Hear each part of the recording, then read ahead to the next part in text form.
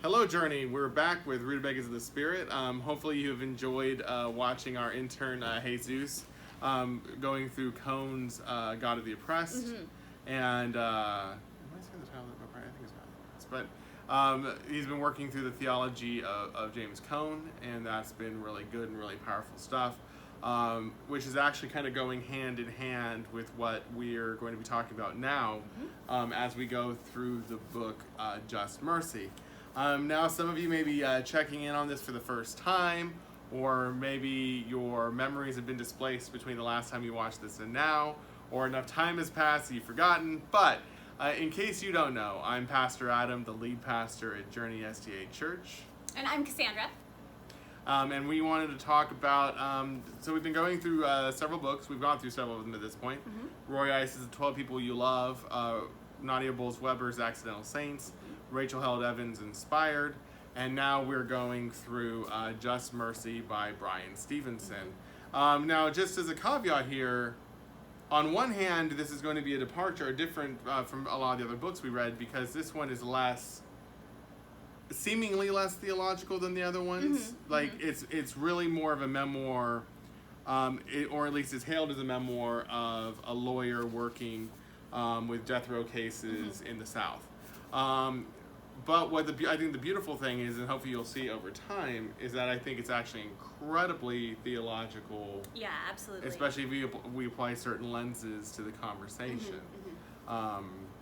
So today we're going to talk about the introduction and the first chapter, and move on from there. And if you guys were enjoying it, I know I was, maybe sprinkle a little more Cohn in along the way. Yeah, I'd like to go back and forth with that. Yeah, because I think that's actually, those are two really good texts to be working through together.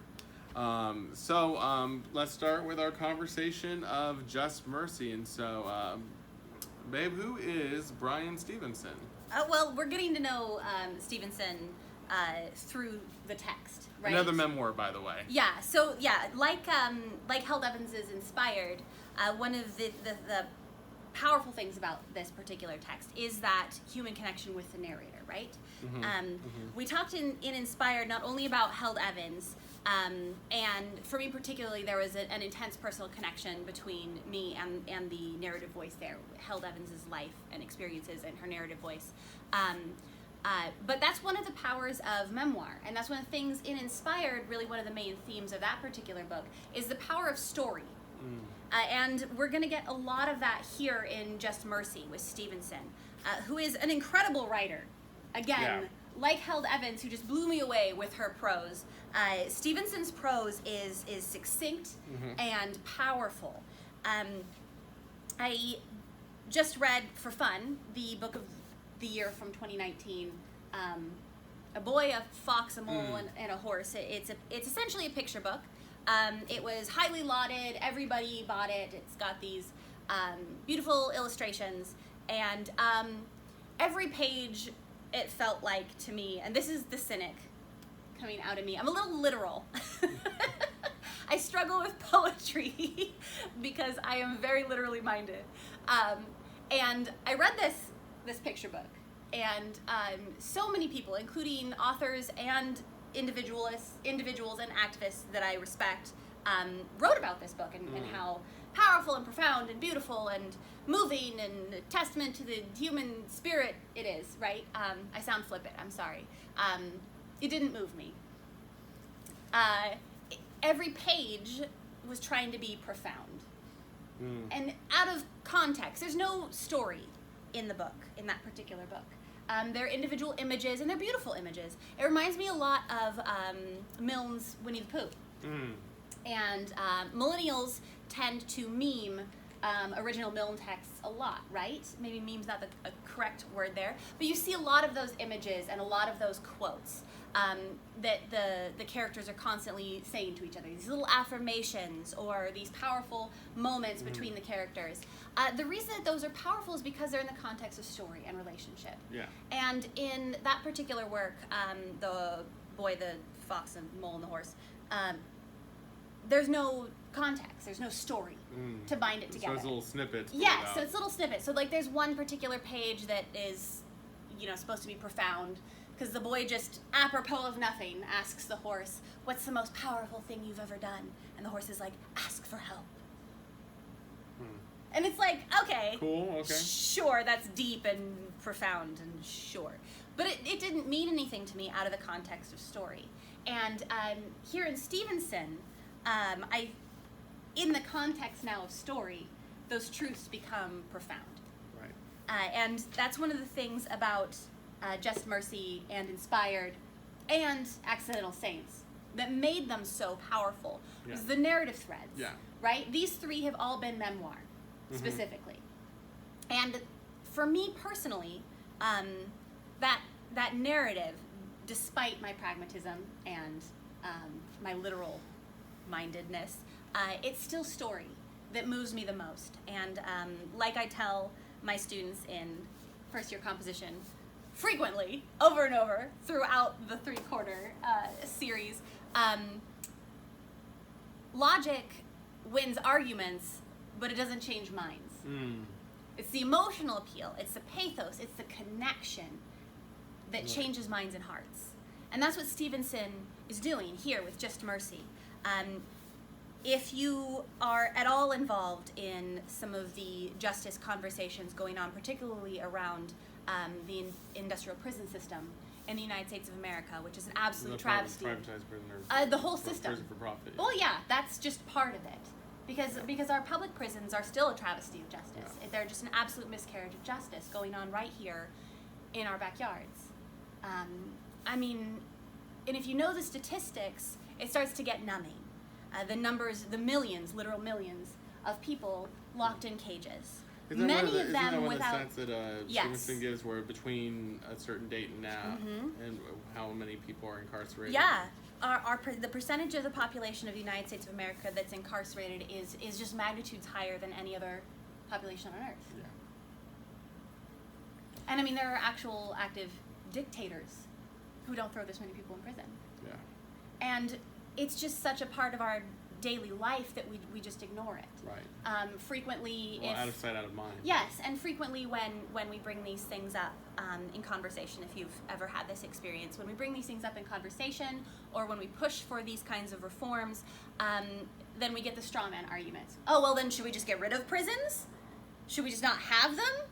I mean, I personally think we should, but that's, Well, check out Norway's redemptive justice, honestly. I was going to say, it's because we're seeking a system of redemptive justice versus... where their prisons look nothing like our prisons. Right now, during the COVID-19 pandemic here in the United States, prisoners are being infected at alarming rates. Yeah.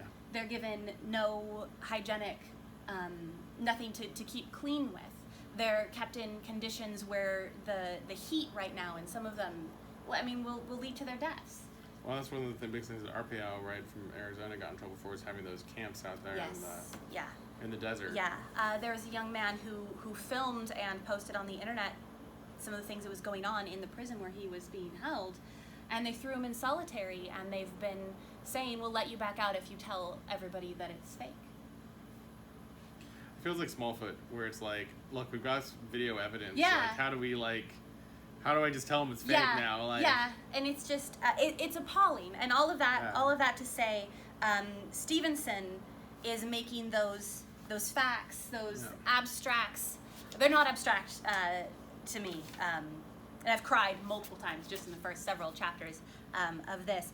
But he's situating the vast injustice of our system in story, and making it real for those of us that have never had a personal interaction with it, and therefore don't believe that these things are real. Yeah. Well, and I think part of the point that he highlights is that many of us should have, if it was across the board, equal. Yeah. The way that the incarcerations and stuff are occurring. Like many of us who've just gotten slaps on the wrist, or who've even gotten nods as we're speeding down the street,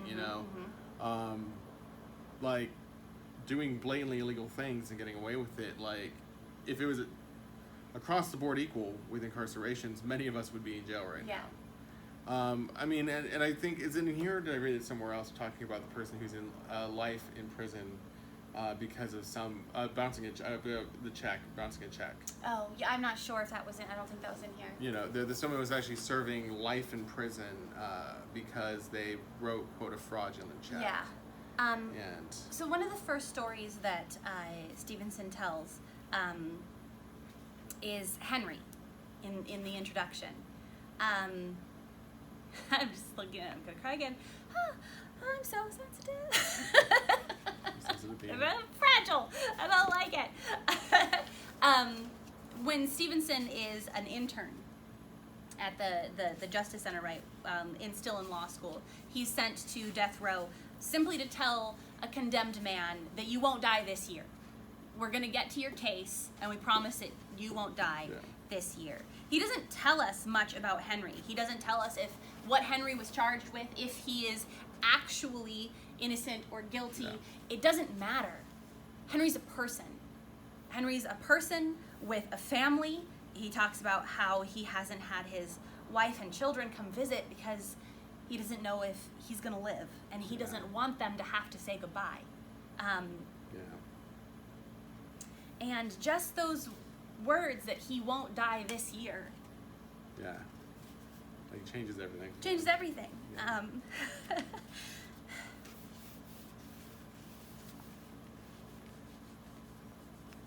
Go ahead. So one of the things that Stevenson does, I think, like, masterfully in this, is tells these stories of what we call, well, they're not perfect victims, per se. Right. Is that we're talking about people, right? And people are complicated and complex. I can't, like, especially right now in quarantine, I've said that so many times. People are complex and complicated, and life is complex and complicated. And things aren't black and white, and things aren't just clear-cut one way or another, right? And so, for example, the main case that he takes on, or at least one of the cases that he takes on... The main one we're going to hear about in the text. The main one we're going to hear about in the text about Macmillan. Yeah, Walter Macmillan. Walter Macmillan. You know, the dude straight up has an affair on his wife. And it's one of many. And one of many. Yeah. And I know many people would be like, oh, you know, dude's shady, dude's skeezy and stuff. And it's like, well, maybe to some degree. But then, like, we find out that he gets framed for crimes he didn't commit. Yeah, for murder. And honestly, because of the fact that he had one of his affairs was with a white woman. Yeah. That was one of the big things. That they were looking for a reason. Yeah, they were looking for a reason to put him away forever. Yeah. Or get rid of him. Yeah. You know, and I think something that really hit me in all of this is just how recent all of this is, and ongoing, as you reminded me. It's ongoing. It's not, we haven't gone, see, this is, I think, one of the biggest lies that we... White supremacy in the U.S. is what Adam's referring to. Yeah, or, well, yeah, but I mean, the issue where many of us have believed the lie that, oh, well, things were really bad, and we were, you know, this country was really racist. But then after the civil rights movement, like, it all just... Oh, it just vanished. Went away and vanished. Yeah. And now we don't see color anymore. And which now was literally during the lifetimes of our parents. Yeah, and just how recent all of this was. And I'm like, oh, no, you can't get rid of something that insidious and that evil just by this one, granted, big step and big thing and good step in the right direction. But... part of the problem is that we added amendments to a constitution that was flawed to begin with. Yeah, that was already racist. Yeah, that was already sexist. racist and Yes, sexist. yeah. And elite and classist and all that. Right, right. So I mean, like, we've already. The problem is that we're just putting more layers on an already broken foundation. Now, is there good stuff in it? Yeah, like, but at the same time, it's still the tool of the oppressing class to oppress people. Yeah. And so I think that one of the big things that Stevenson brings out in this text is this isn't over. This isn't done with. This isn't something that's in the past. And it was in our recent past, but is also in our existence right now and also in our culture right now. Yeah. Well, one of the things that Stevenson tells us in the introduction is that his grandmother's parents were born into slavery. His great-grandparents. Yeah. Just so in case people didn't catch that. Great-grandparents. That's not long ago. We're enslaved people. Yeah. And that that affected his grandmother and his parents and him. And he talks about his grandmother and the way that affected her. And it's carried on through him, right? Well, I think earlier we talked about the idea of trauma and how it can actually affect DNA. Yes. And how trauma can be inherited. Yes. And so there is this communal trauma that has been inflicted upon a whole group of people that have been passed down generation to generation. Yeah. And I mean, and not even that many generations. And I think that's the thing too, is that's sometimes what we kind of trick ourselves with without meaning to, where it feels so long ago. When we say the 1800s, that feels so long ago. But it's less than 200 years from the events of the Civil War and all those things is less than 200 years ago. I mean, Jim Crow is less than 100 years. Yeah. And that's the important thing to know. If you haven't read, my whole brain just shut down. The New Jim Crow. That is absolutely a must-read text. And what that talks about is how the United States went from a system of slavery to a system of legal, almost slavery. And then when that was abolished, we turned it into the school-to-prison pipeline. And one of the caveats, one of the ways that this happens is that in the Constitution, slavery is banned except for against the incarcerated. Why would you even... Yeah. Like, it's almost like they knew when they made the amendment that they wanted to have this loophole. Like... Right. And so by putting the people that you don't want to have these rights into prison, you legally remove those rights. Think about all the disenfranchised from... so there are... I just read the statistic, and it's flown my mind, and I will look it up for possibly next time if I remember. The number of states that... the vast number of states, at least for a certain period, you lose the right to vote for being a convicted felon. In some states, you lose it for a decade or more, and in a few, I believe there are just 2 left, you lose it forever. You lose your right to vote. One of the most important rights of citizenry, right, is taken from you. Yeah. So that's one of the reasons why that school-to-prison pipeline exists. If you want to disenfranchise a large body of people, you have a legal way to do it, right? And I'm definitely simplifying that over much, but Stevenson is referring to that exact thing. And real quick, school-to-prison pipeline essentially, maybe condensed down, and correct me if I'm wrong, is pulling funding and basically denying education opportunities for certain groups in certain areas. Specifically, it's talking about defunding areas with a majority black population, and making sure that from the time that they are in school, black children are punished for things that then continue into punishing them by sending them to prison. It's almost like a conditioning thing? Yes. Well, some of that. And that even the schools are designed to do this as well. To mark kids as delinquent and start to push them into something that will then be a punishable offense. And that's why the narcs and stuff on campuses and whatnot. There's a lot, and so we'll have to read that in parallel with this, actually. So it would be a great idea. Let's do that. I have it. Yeah. But what Stevenson is talking about is that in the introduction, he gives us some of that. We've sent 250,000 kids to adult jails and prisons to serve long prison sentences. Some of those children under the age of 12. We have the highest rate of incarceration in the world. We have 2.3 million people in prison today. It's 2.3 million. Million, yeah. It's just, we have more than 500,000 people in state and federal prisons for drug offenses. For drug offenses. And oftentimes for drugs that are now legal. That are now legal, correct. So, I mean, and that goes back to the war on drugs and Nixon and Clinton and even President Obama, which is one of the ways, which is part of that school-to-prison pipeline, one of the ways that they have criminalized and essentially in some ways specifically blackness, and then plant drugs, and then but put it into the neighborhoods and then go arrest them for it, that sort of a thing. I'm getting off the rails. I'm sorry. There's so much. Well, I still kind of tied it. Yes. Okay. So the important thing with the text is that Stevenson is laying out for us socially why this is bad for all of us, not just bad for the prisoners, and that highlights one of the major problems in the United States, and I'm going to say specifically in Christianity. I've had so many Christians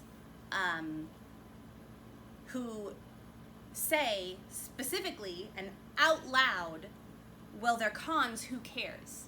Right. As if as Christians, we aren't called to love and care for them, regardless of why they're in there.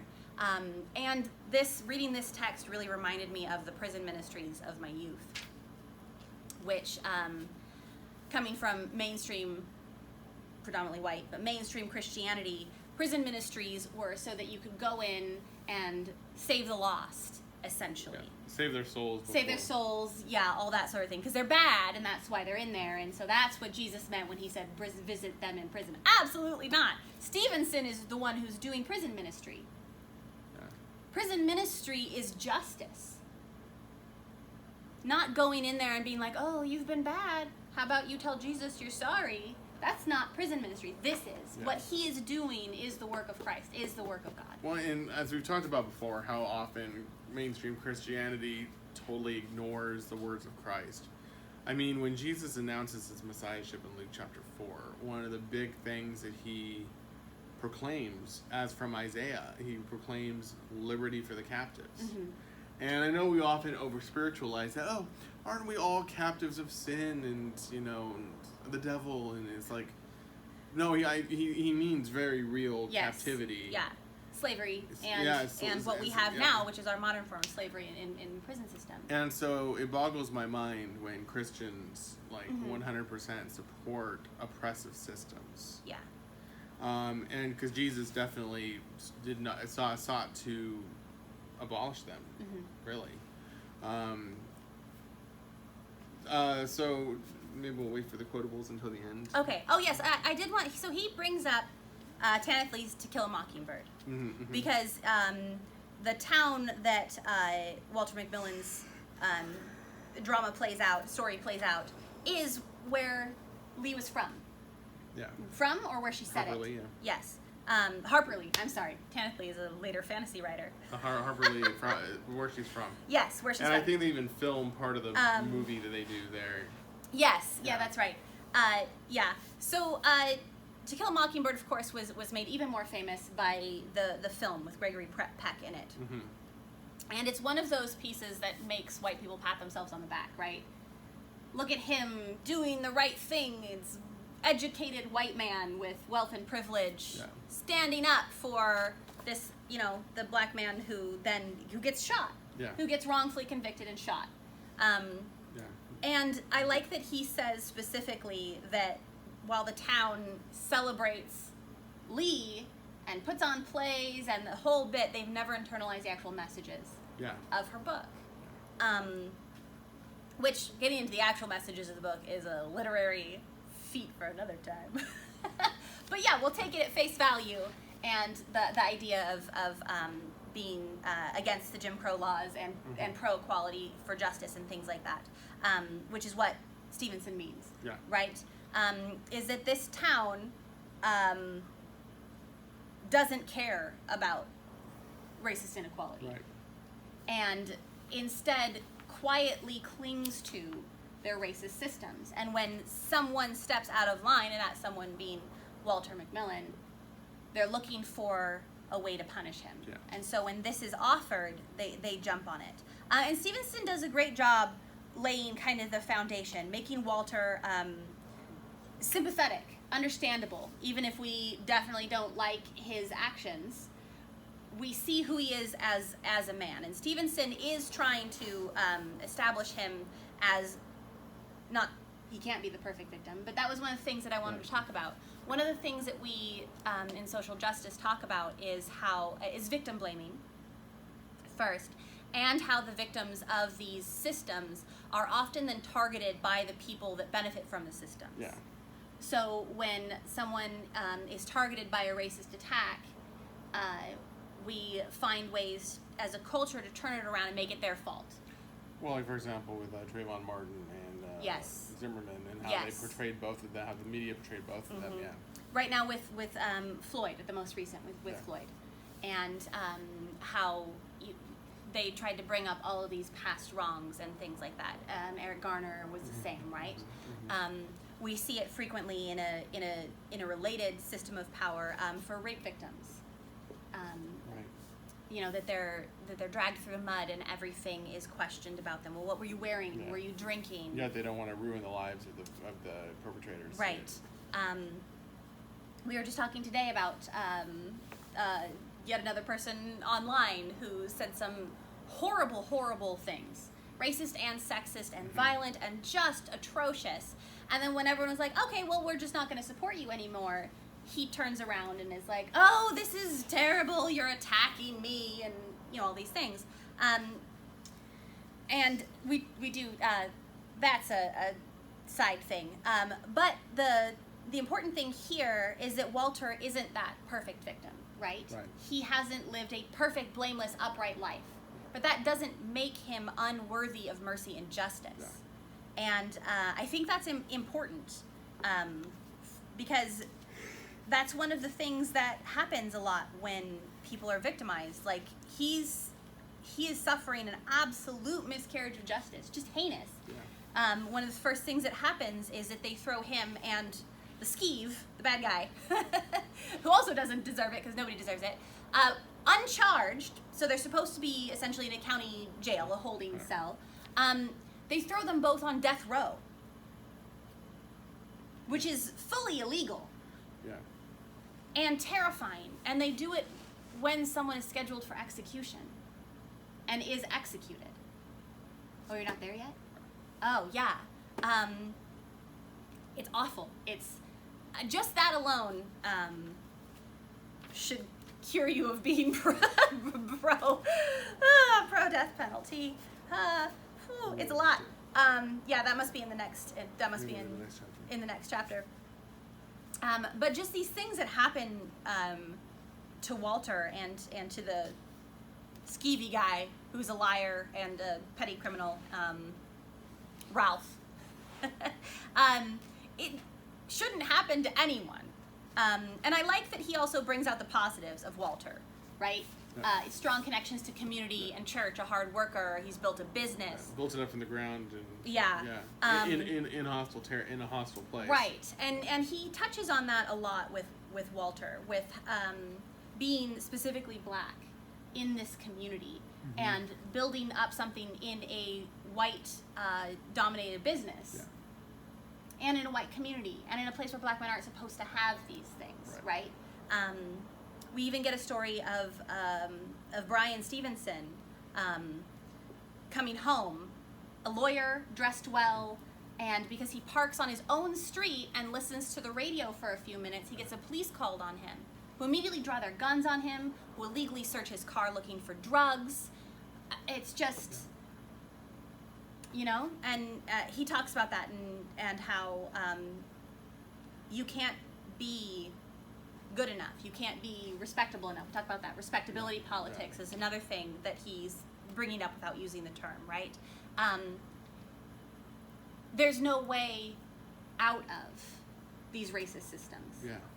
Because that's the thing. You can't change your color. Right. Right? And that reminds us, particularly as white people, similarly as we can't change our color, we can't not benefit from this system. Right. And that specifically means that it is our responsibility to fight and change these systems because we're the ones benefiting from that. You know? I've maybe gone on a tangent again. No, I mean, I think it's good though because it's Stevenson's just really addressing a lot of these issues and setting the stage for us. So a lot of what he's been doing is setting the stage for the rest of this conversation by giving us hard facts about the broken justice system, But then, so he does two things, like you were talking about earlier. with the ethos and whatnot. So he gives us the facts and he gives us the details and he gives us like really horrific information. Yeah, he gives us a good the logos, the logical, because not the ethos, the logos. He does that. The ethos is his credibility. Yeah. Builds himself up as very credible. Yeah. All of his experience in law makes himself someone you can connect to. All of that. And when I said ethos, I meant logos. Yes, and then his logic, he hits us where Americans care, right? Our pocketbook. Yeah. And he tells us it doesn't have to be this expensive. It shouldn't be this expensive. We're pouring so much money into a system that hurts people and then hurts all of us too, right? Right. In very real ways. Yeah. And so, yeah, he does a great job with that, with building that case.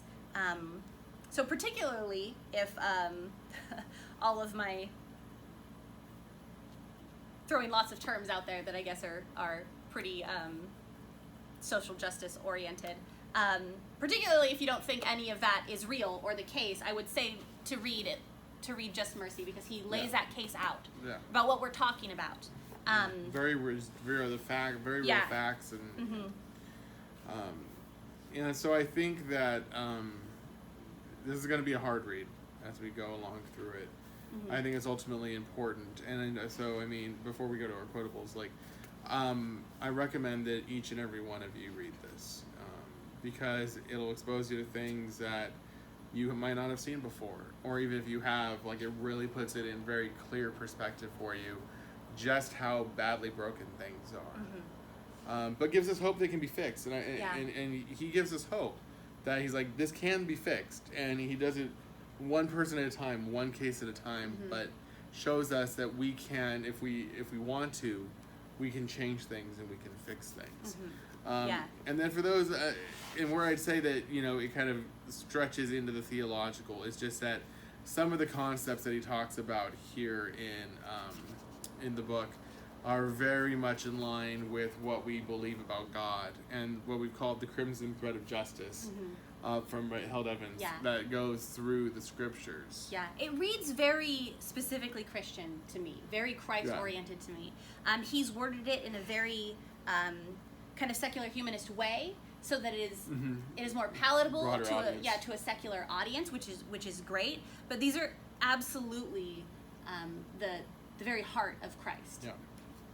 And for me, one of the passages that really kind of hit me the hardest, like on a theological level, no, just on an all-around level. My work with the poor and the incarcerated has persuaded me that the opposite of poverty is not wealth. The opposite of poverty is justice. Finally, I've come to believe that the true measure of our commitment to justice, the character for society, our commitment to the rule of law, fairness, and equality cannot be measured by how we treat the rich, the powerful, the privileged, and the respected among us. The true measure of our character is how we treat the poor, the disfavored, the accused, the incarcerated, and the condemned.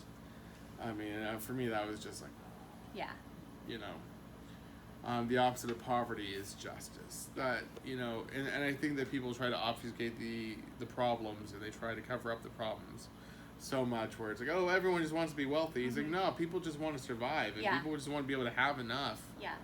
Like, and honestly, wealth is part of the problem. If you've heard some of our sermons recently, wealth is part of the problem. Yeah. You know, about there being no moral billionaires or ethical billionaires.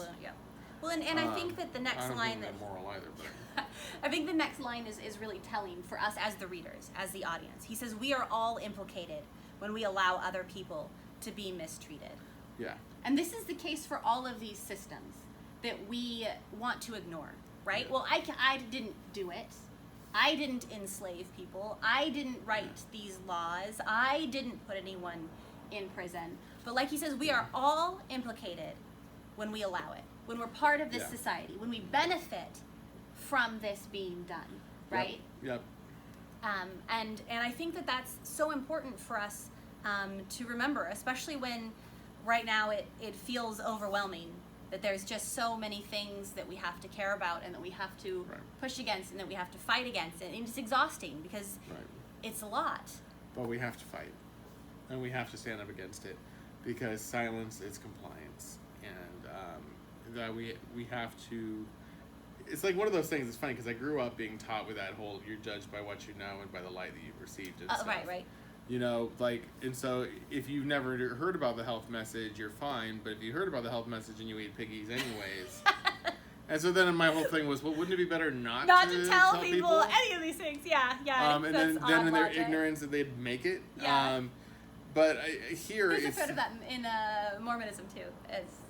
Yeah. The Gnostic kind of. But that's the thing, is that even if you choose not to know this, and even if you choose to ignore this, it's still happening, and you're still complicit, and you're still part of it, even if you don't know about it. Because at this point in this day and age, the only way you wouldn't know about these issues going on, at least to some degree, is if you're willingly choosing not to look at it. Yeah.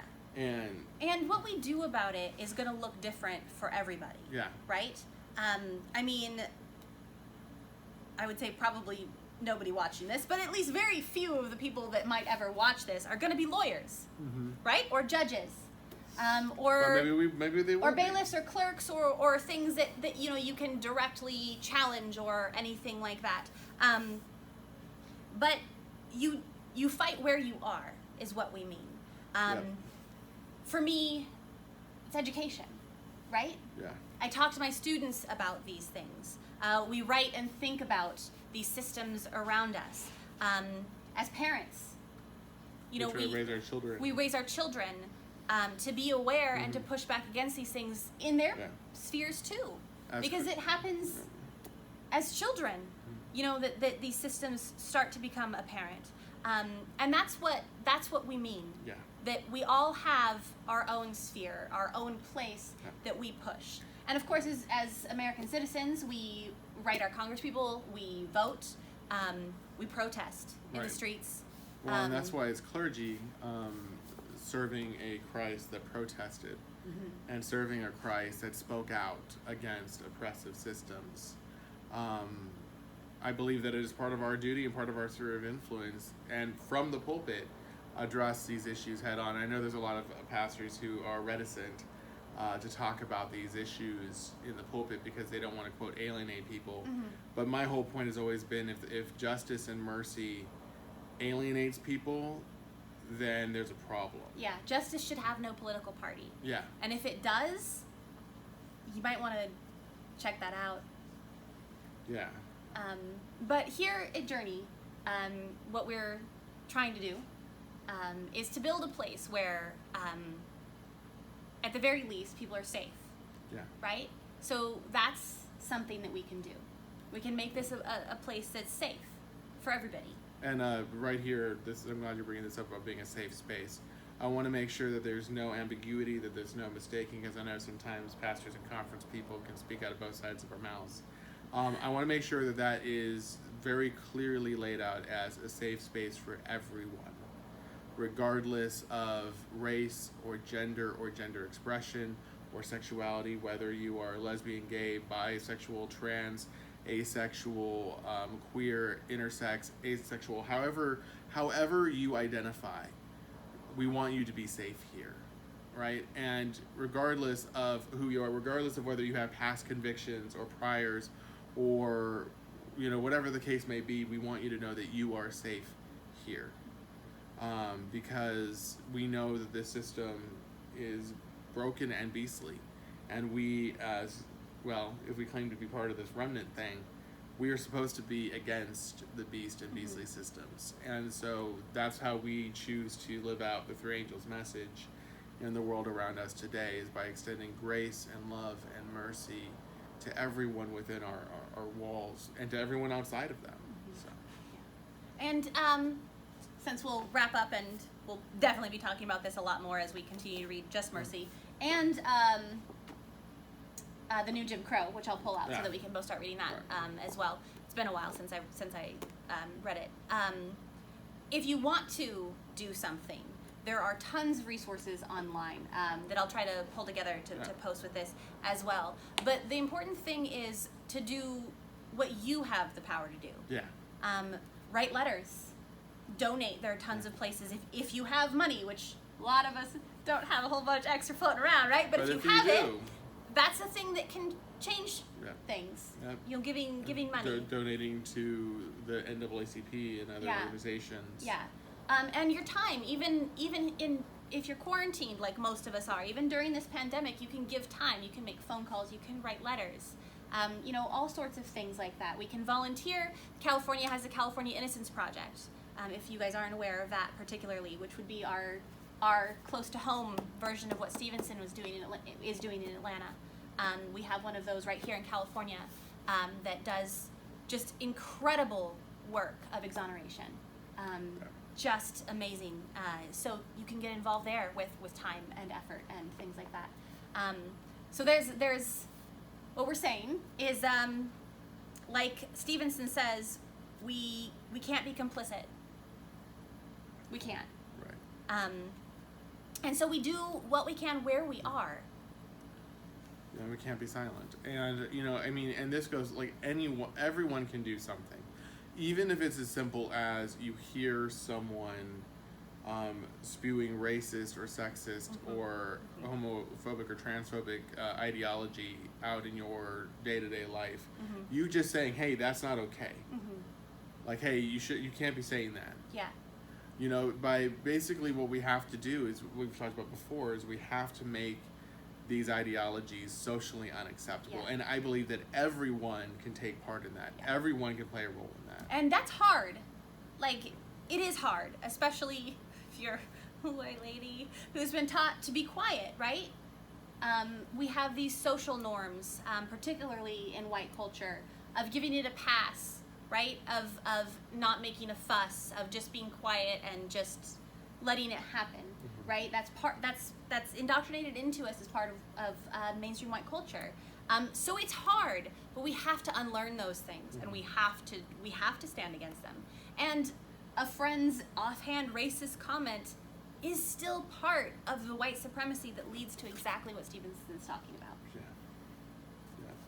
Yeah. And so that's where we can make change in our lives, right? Right there. And so we hope that you follow along with us throughout this, and we'll be discussing more, not just what the book is talking about, but we're talking about, because in our sermon series, we're talking about church being rooted and redefined. Where we're talking about rooting ourselves in what it really means to be the church, but then redefining what our church experiences look like. And so part of this conversation we'll be having throughout this is seeing how can we radically redefine the way we are and the way we do church, so that we can be even more present where we're needed, so that we are hope and help to people that desperately need it. Absolutely. So we want to thank you for joining us for today with Rutabagas of the Spirit, and we will be back soon with the next couple chapters. In the meanwhile, remember that God loves you very much. Remember to love each other, and remember that we at Journey SDA love you, and no distance can change that. And if you're local in California, please be careful in this heat. Don't push yourself. It is actually dangerously hot right now. So, especially all of our local and all of our church members, I miss your face. But stay safe, please. Be careful in this heat.